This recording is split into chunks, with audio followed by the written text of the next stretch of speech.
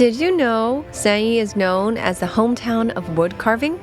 Even the air here is filled with the fragrance of wood. Many of the shops along the streets and alleys are wood carving stores. Right behind me now is the only museum in Taiwan dedicated to wood carving. Let's go take a look. Speaking of Taiwan's only wood carving museum, it's not just a place to learn about wood carving art as a starting point. It also plays an important role in preserving and promoting the heritage of development of Sanyi's wood carving tradition. In the early days, Sanyi was a farming village. This area has a very humid climate. You see here it's often humid, especially in December. Around December and the New Year's, it gets very misty. The moisture is ideal for growing trees and fruits. Now, in those days, Sanyi had many camphor trees because during that time, when the Japanese were in Taiwan, they extracted large amounts of camphor oil. They cut down camphor trees, leaving behind many tree roots. This sparked the idea for us to utilize these roots to create the art of roots carvings and woodcrafts. Now, because of this, the wood carving market has grown larger and larger. It has also attracted young people from all over Taiwan to come here to learn wood carving. So, in the early days, Sanyi was essentially a large wood carving factory. But at that time, the factory was focused more on producing for export. Later, after the museum was established here, we encouraged our wood carvers to evolve from craftsmen to artists. Yeah, in addition to carving wood, they can also take the leftovers and turn them into artworks. Yes, it has evolved from root carving into what feels like contemporary artwork. This should be considered a symbolic. Yes, it represents Sanyi. This master, Mr. Huang Guonan, has already passed away. But from the early days, he represented the development of Sanyi wood carving. They transitioned from traditional wood carving into modern wood carving. We don't just focus on industrial wood carving, we also focus on education and promotion, as well as preserving the heritage. Sanyi experienced a golden era of mass production, exporting wood carvings to Europe, America, and Japan. It attracted a large number of wood carving masters and apprentices from other areas, turning it into a well-known wood carving town. However, with the increasing competition in the international market, the demand of traditional wood carving declined. Many masters were unwilling to remain as craftsmen, merely replicating patterns. Gradually, they transitioned and began pursuing creative paths. Nowadays, there are many factory-made wood carvings on the market, but in Sanyi, many artists here focus on creative work. All of their wood carvings are handcrafted, producing unique, one-of-a-kind pieces. Later, I'll be visiting a master who has won the Taiwan Heritage Award and is also a designated preserver of Taiwan's traditional crafts. Wow, it's an honor to be here today and to see your works. This one is of flowers and birds. Is this a style you personally enjoy? For decades now, I've primarily designed based on the shape of the wood. This piece is suitable for flowers and birds, so I just started working on it. Originally, it was 2 tree burls. The top burl I carved into a flower. The bottom one serves as a rock. I see. So you look at the shape of the wood and then decide what can be created on it. Yes, and once you get an idea, you start right away. Because if I leave it there, I might get a different idea tomorrow. What's special about this one is... It's a cherry blossom, right? Plum blossom. Oh, plum blossom. Plum blossom, yes. In places with snow, plum blossoms bloom even more beautifully. They aren't afraid of the cold. Very few plants bloom during snowy times, so I named it Resilience. I have a few pieces in the Resilience series, representing the resilience of individuals. For example, scholars. Even though they are men of letters, their integrity and character, in my opinion, surpass those of generals. So I think scholars also have their own kind of resilience. That's why I have a few pieces in the Resilience series. Master, I hear you're very passionate about passing on your craftsmanship. May I ask why? Yes. I feel I'm getting older, and gradually, Sanyi's woodcarvers are also aging and retiring. Young people who are learning can't acquire as many skills. Most woodcarvers focus on specific categories like carving deities, figures, flowers, birds, or animals. They are usually divided into these categories, but I'm someone who tries everything, so I allocate specific skills to different students. Oh, In the future, they will combine their abilities, but it takes several years. They learn one skill at a time, and eventually their skills come together like me. I don't want it to be lost in a short period of time. to prevent Sanyi's woodcarving industry from declining, Teacher Lai is collaborating with the government agencies. He holds classes in the basement of the Woodcarving Museum, selflessly passing on the skills he's honed over more than 40 years. He hopes for a future where this industry continues without interruption. What impressed me the most was the teacher's great love and artisan spirit. This is how you push. For us, it's about observing the grain. You don't need to go so fast, right? Try it. Don't push too deep. Oh, all right. That's why your blade slips around. So don't use too much force. Don't use too much force. You need to be able to control it. Like this? Yes, that's it. You can learn carving. Really? Yeah, you want to change careers?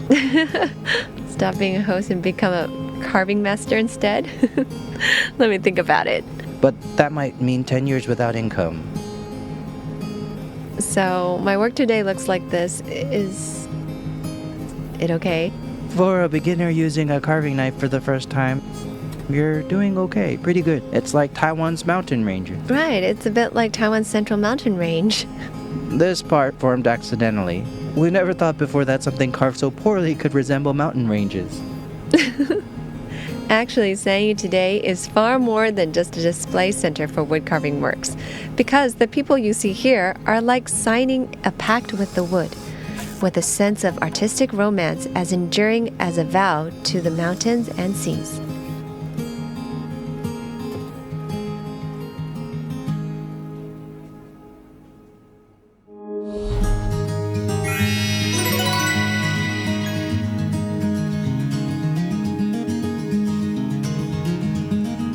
Sanyi is a Hakka village. In the past, the Hakka people here worked the mountains. So after a day of hard labor, they like to use a lot of salt and flavorful fats to replenish their energy. However, modern Hakka cuisine has gradually undergone changes, incorporating aesthetics, culture, and the slow food philosophy. So today, we're going to try a new generation of Hakka cuisine. I'd like to ask about the dishes on our table. What kind of food is this? The dishes on the table all fall under the category of Hakka cuisine. Yes, like this one from our family, it's aged radish chicken soup. Then there's Hakka braised pork, and also Hakka specialties like dishes made with pickled sauces, like braised pork with bitter melon. What's more special is the red yeast. Red yeast eggs. I've never heard of that before. Red yeast eggs were something early Hakka people ate during recovery after giving birth. But after adapting it for modern tastes, it is now made as soft-boiled eggs. They are now paired with white rice for flavor. The sweet and sour taste is something many people like. There's a sour taste? Yes, it has a bit of sourness, doesn't it? But it's delicious. It's good. And it's smooth. In the past, this was specifically for women recovering after giving birth. It's good for the body. Women can eat more of it. So it's beneficial for the body. Yes, let me help you serve it. Hakka braised pork. In the past, this dish was called the centerpiece dish, the core of the table, the centerpiece of the meal. Oh, why is it called that? Because in the past, people ate very little meat. Vegetables were the mainstay. In the early days, life wasn't so good. Only during festivals or when offering sacrifices to gods would pigs be slaughtered. Even then, people ate very little meat. When meat was served, it had to be the most lavish dish. The most lavish dish usually served as the final course and placed in the center of the table so everyone could share it together. Well, this is delicious. The flavor is really good. It's excellent. And also, I just had one bite. Originally, it looked really fatty, but it's not greasy at all. Now, on the table, the centerpiece dish you mentioned is this a soup? Yes, it's our aged radish chicken soup. It's made with 30-year-old aged radishes, slowly steamed and simmered. It's not stewed, it's steamed. Okay, it's steamed. This pot of soup has absolutely no added seasoning, not even salt was added. Really? How does it have this color? It's the natural color of the aged radish, and there's also a bit of black garlic color added. Yeah. The flavor is very rich. Very rich and abundant. Yeah, it's really hard to imagine there's no seasoning added at all. It's just simmered like this. This really breaks the impression of Hakka cuisine. Coming here also gives that kind of homely feeling, like home-cooked dishes. But these are dishes you wouldn't have at home. That's right. Because what we hope to create is the feeling of coming home and enjoying a good meal. We have a slogan here, which is to eat well, enjoy eating, and eat properly. I believe that when everyone comes here, you can surely have a proper meal, a meaningful experience, and enjoy these Hakka dishes. 3 Hall Restaurant, not only can you slow down your pace, but also savor the food culture of the Hakka. The owner even invited me to experience a vintage tea ceremony. For them, eating is not just about consuming food, but about embracing cultural spirit and showcasing the aesthetics of life. In many countries, having a meal can take 3 to 4 hours. In the slow town of Sanyi, it also reminds me of that ritual when dining. This time, visiting Sanyi, a small town rich in arts and culture, truly gave me a profound experience. The artistic atmosphere is just about everywhere, not only through the local indigo dyeing, but also the wood carvings and essential oil production. These experiences made me feel like I've rediscovered Sanyi, a place deeply rooted in culture. I believe that if you come here, you'll also have a deeply aesthetic experience. I'm Christina, and this is Linking368 Taiwan. Which town will we explore next time? See you next time!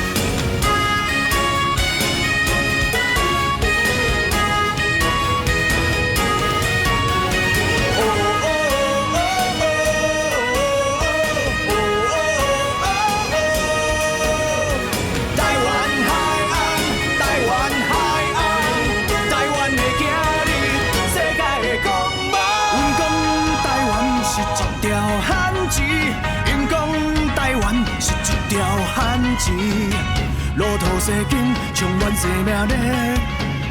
我的决心，让代代延绵。过去、现在，和未来无限。台湾发展，全世界倾斜。勇敢热情，脚步不停。在汪洋中，要游向未来。华丽转身，华丽转身，咱做伙华丽转身。伫汉子啊，心手相连下，拼出一片台湾。坚强勇气，坚强勇气，咱斗阵坚强勇气，成为一尾坚强有活力的台湾海。